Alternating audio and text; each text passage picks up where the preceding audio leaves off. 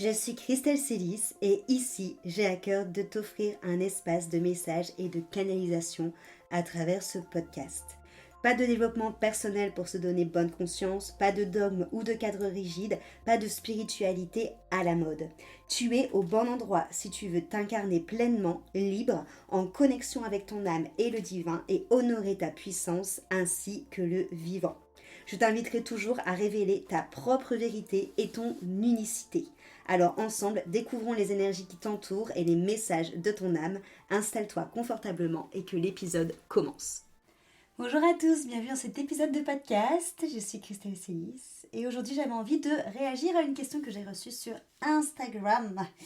Cette question en l'occurrence, c'était une personne qui cherchait des solutions pour sortir des schémas répétitifs qu'elle vit depuis des années, où elle sent justement que elle met tout en place pour s'en sortir. C'est-à-dire que c'est une personne qui a déjà travaillé avec des psychologues, qui a déjà suivi différentes thérapies, qui a su aussi comprendre là où elle avait des blocages, notamment beaucoup au niveau de la réception, aussi bien au niveau de la réception de l'amour, la réception de l'attention sur soi, la réception de l'argent, enfin voilà, tout ce qui était autour de tout ça. Et cependant, elle ne sait pas comment faire pour se détacher de ces schémas répétitifs qu'elle vit en continu alors qu'elle a posé des mots, alors qu'elle a travaillé sur elle, alors qu'elle s'est fait suivre par plusieurs thérapeutes. Elle aimerait sortir et couper ce fil élastique qui n'arrête pas de la ramener constamment en arrière dans ce qu'elle connaît, sauf que ce qu'elle me confie, et c'était ça sa question, c'est salut Christelle, je cherche encore des solutions pour guérir de mes schémas répétitifs alors que j'ai énormément travaillé dessus avec des psychologues et des thérapeutes. Je sais nommer ce que je vis, cependant j'y retourne toujours et je ne sais pas comment faire pour me guérir totalement, pour sortir de tout ça et je ne sais pas par où aller. Voilà. Donc, je vais m'appuyer sur ce message pour vous faire une sorte pareille de petite checklist, quelque part, des étapes par lesquelles, selon moi, il faut passer pour pouvoir sortir de ce genre de schéma répétitif. En fait, ce qui se passe pour moi là-dedans, dans ce cas de figure, c'est que oui, on a identifié ce qui se passait, on sait précisément quels sont ces schémas répétitifs, on sait précisément, et même parfois quand on est dedans, on se rend bien compte qu'on est dedans, cependant, on ne sait pas désidentifier de ce schéma répétitif. C'est-à-dire que, encore aujourd'hui, la part de toi qui rentre dans ce schéma répétitif, c'est une part de toi que tu considères comme étant ta vraie personnalité, alors que c'est pas ta vraie personnalité, c'est une part de toi qui répond à un trauma, qui répond à une blessure, qui répond à une injonction, qui répond à des croyances, qui répond à des rôles que tu joues, à des masques que tu portes et qui répond à des attentes. Mais c'est pas véritablement toi dans ton espace de pureté, toi dans qui tu es en tant qu'âme, toi dépourvu de tous ces rôles, ces conditionnements et toutes ces choses-là. Ok ? Donc l'idée pour moi, c'est d'abord de venir identifier, justement, de venir identifier tout ce qui fait que tu rentres dans les schémas répétitifs. Déjà, identifier les schémas répétitifs, parce que parfois, on arrive bien à en zioter un, à se dire, ok, ça je le vois, c'est un schéma répétitif, et en fait, il y en a d'autres dans lesquels on est enfermé qu'on ne capte pas. Donc déjà, premier point, identifier tous les schémas répétitifs. Ensuite, venir identifier toutes les croyances qui te font rentrer dans ce schéma répétitif. Tout ce que tu vas venir mettre en place inconsciemment, des réactions, des rôles que tu vas jouer, des manières de penser, des croyances, des injonctions, des étiquettes qu'on t'a collées qui font que tu vas rentrer dans ce schéma répétitif parce que c'est quelque part une sorte de protocole naturel dans lequel tu rentres et où tu vas checker les étapes. C'est une sorte de zone de confort relationnel. C'est une zone d'identification, encore une fois, mais qui n'est pas très juste parce qu'elle a été donnée et parce que les gens ont dit de toi et parce que la société essaie de t'enfermer et par toi, les propres jugements que tu as posés sur toi. Ok ? Mais sauf que tout ça, ça va nourrir ce schéma répétitif. Donc déjà, dans un premier temps, on identifie tout ça. On identifie les schémas répétitifs et on identifie un peu les ingrédients qui te font rentrer dans ces schémas répétitifs. La deuxième étape, c'est justement pratiquer cette désidentification que j'appelle moi le dépouillement. C'est-à-dire on a tendance du coup à s'identifier à toutes les histoires qu'on se raconte de nous-mêmes, à toutes les histoires qu'on nous raconte de nous-mêmes et à tout ce qu'on a vécu depuis un point de vue. Mais ce que tu t'es raconté comme histoire, par exemple dans le cas de cette jeune femme qui me contacte, peut-être fort probablement qu'elle se raconte l'histoire que elle n'est pas assez pour recevoir en règle générale, recevoir l'amour, recevoir l'attention, recevoir les compliments, recevoir l'argent, qu'elle ne le mérite pas, voire peut-être que c'est mal parce que c'est se la péter, c'est prendre trop de place et que prendre trop de place, en fait c'est dangereux parce que on va me voir plus, parce que je vais attirer la jalousie et puis façon qui je ne suis pas assez, j'ai un syndrome de l'imposteur et si je reçois tout ça, ça va être trop pour moi, je vais pas savoir gérer, il va falloir que je donne encore plus pour me montrer suffisante pour recevoir tout ça. Bref, t'as compris, il peut avoir, tu vois, en fait, il peut avoir 1000 schémas de pensée qui vont t'auto-saboter et qui vont surtout, en plus de t'auto-saboter, te mettre en état de vigilance et d'alerte sur le fait de recevoir plus. C'est-à-dire que ça va te créer un stress, ça va te mettre en état d'alerte, donc il faut aussi aller travailler sur ton système nerveux.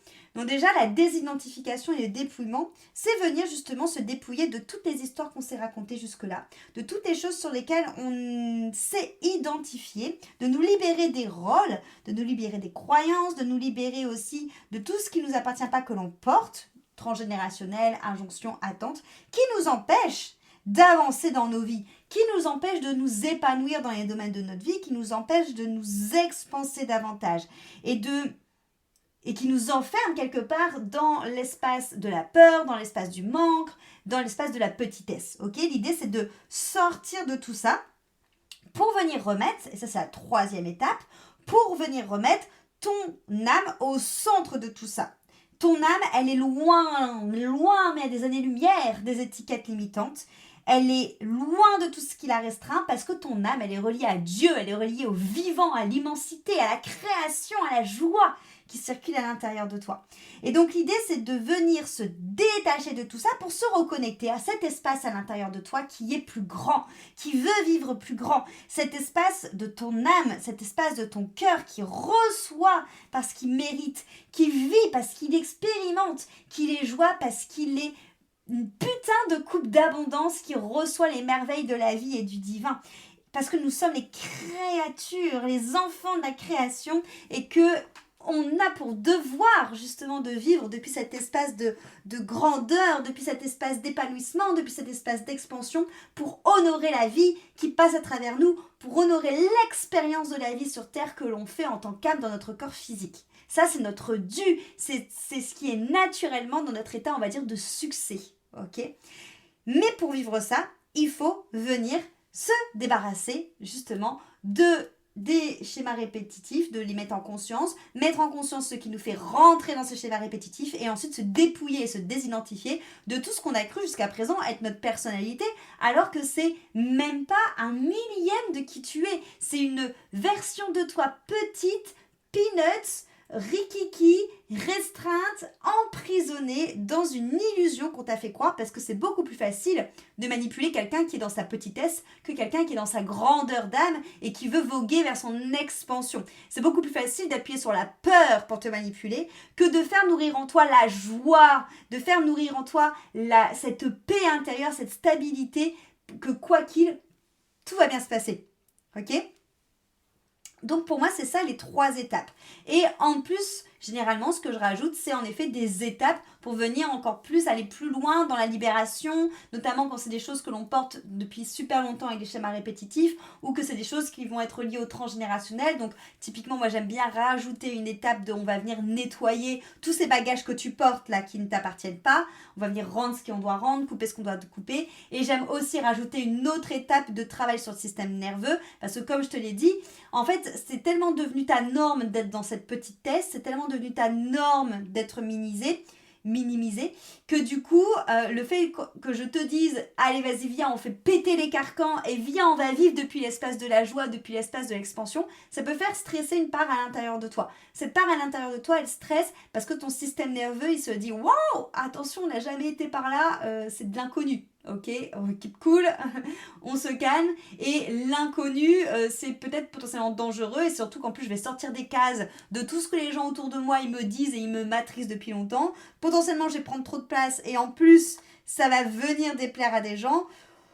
Donc je peux comprendre que tu te dises, ma petite Christelle, t'es bien gentille, mais je suis pas vraiment sûre que j'ai envie d'aller par là.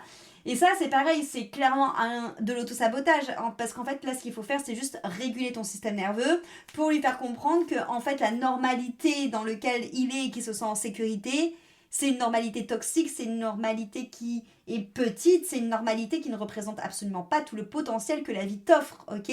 Donc viens, on va réguler ton système nerveux ensemble et viens, on va te montrer que tu peux être en sécurité dans ta grandeur, que tu peux être en sécurité dans ton expansion et que surtout, tu peux avoir un système nerveux stable et serein parce que moi, la majorité des personnes avec lesquelles je travaille, quand elles sortent de vibration avec moi, en fait, ce que je te dis là, c'est clairement les étapes dans lesquelles je les accompagne dans vibration. Quand elles sortent de vibration, au-delà d'être connectées à leur âme, de suivre les élans de cœur, de jouer avec la vie, d'expérimenter la vie et d'être dans cette grandeur, eh bien, elles sont putain de stables. Elles sont stables, elles sont sereines, elles sont droites à l'intérieur d'elles et en fait, elles savent que plus rien ne peut les ébranler parce qu'en fait elles ne vivent plus depuis l'espace de la peur, elles ne vivent plus depuis un espace de survie, elles ne vivent plus avec un système nerveux dérégulé, elles ne vivent plus depuis un espace où elles vont se manger de plein de fouet toutes les injonctions, toutes les attentes, toutes les croyances qu'on leur fout sur la gueule. Elles vivent depuis un espace où elles savent qui elles sont, où elles savent la grandeur de ce qui elles sont parce qu'elles savent à quoi elles sont reliées, à leur âme, à leur cœur, à Dieu, au vivant. Et elles savent justement qu'elles ont cette boussole à l'intérieur d'elles et qu'elles ont un espace de champ des possibles, d'illimité, de création à l'intérieur d'elles qui est hyper stable, hyper présent. Et au-delà de cette joie dans l'incarnation, au-delà de cette expansion qui s'ouvre, il y a cette stabilité et cette paix qui se crée à l'intérieur de toi qui est clairement divin comme ressenti. Et c'est pour ça que souvent je vous parle d'état de grâce quand je vous parle de vibration parce que ça amène vraiment à cet état ouais, j'ai envie de dire de contemplation et d'osmose et de joie à vraiment vivre en fait, tout simplement. J'en profite du coup pour vous dire que j'ouvre les appels justement pour parler de vibration, mon accompagnement one-one pour vous amener justement dans cet état de vie, dans cet état d'expérience du vivant.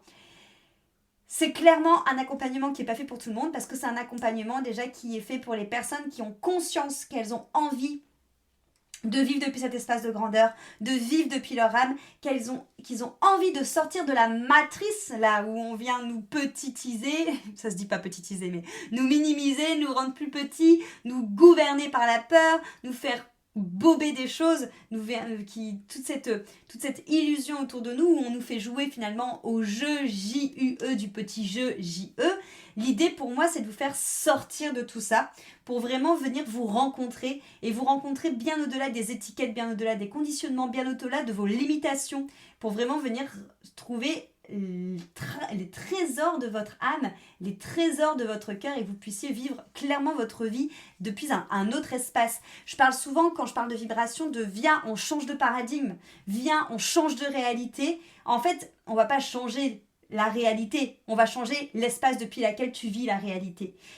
Et c'est clairement ça, en fait, ce grand shift.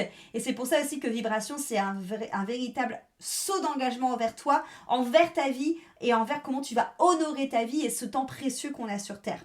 Donc, j'ouvre les appels pour vibration à partir d'aujourd'hui.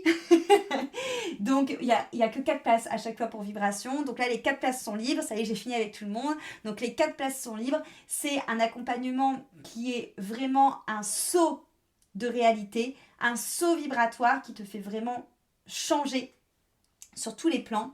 Donc, il faut que tu sois prête, que tu te rendes compte justement que tu as envie de couper avec ces schémas répétitifs, que tu as envie, que tu te rends compte que tu peux avoir une vie, mais tellement beaucoup plus, beaucoup plus vibrante, beaucoup plus joyeuse, beaucoup plus sereine, beaucoup plus haute que ce que tu vis actuellement, que tu mérites. En fait, si tu te dis, je mérite autre chose, je mérite plus grand, je mérite une vie d'exception, vibration est pour toi. Si tu te dis, je me rends compte qu'il y a ce putain d'élastique qui me fait tout le temps retourner en arrière, ce plafond de verre que j'arrive pas à passer alors que j'ai travaillé plein de fois sur moi, que je sais ce qui se passe, mais pourtant je sens que j'ai encore des choses que je traîne et qu'il faut me revenir en arrière, vibration c'est pour toi. Si tu sens aussi tout simplement que tu aspires à avoir une vie qui est vraiment alignée, sortir de l'état du manque, de l'état de la peur, mais tu veux une vie alignée à la joie, à qui tu es réellement et que tu veux te rapprocher du vivant et de Dieu et de cette divinité en toi et de ton âme, vibration est pour toi. Voilà. Donc, prends ton appel avec moi, c'est gratuit, on en discute pour voir comment je peux t'accompagner et on se dit à très vite. Cet épisode t'a plu, pense à lui laisser une jolie note sur ta plateforme d'écoute de ton choix et aussi de le partager aux personnes à qui il pourrait être utile.